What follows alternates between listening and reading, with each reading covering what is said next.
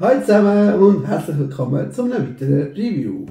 Das mal vom Lego City Set 60420, dem gelben Bagger oder wie Lego das nennt, Construction Excavator.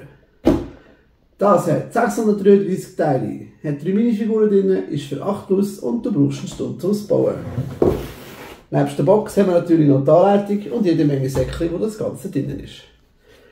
Die Chef-Minifigur hat hier einen Blueprint in der Hand, der sagt, wir bauen einen Klassenstand.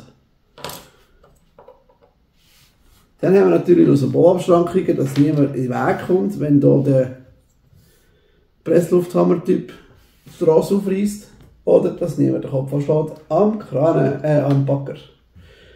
Der Bagger hat die Funktion, dass man da hinten aufmachen kann, reinschauen und natürlich den Motor rausnehmen oder austauschen, wenn er kaputt ist. Dann kann man hier oben aufmachen, zum Baggerfahrer rausnehmen und rein tun. Und abgesehen von dem, der Bagger kann fahren, drehen, kann sich hier bewegen. Und egal ob ich den hier loslasse oder hier loslasse, der bleibt immer schön. Hier dasselbe, kann man hier und hier bewegen, bleibt immer. Und die Baggerschaufel mit diesen Teilen drin.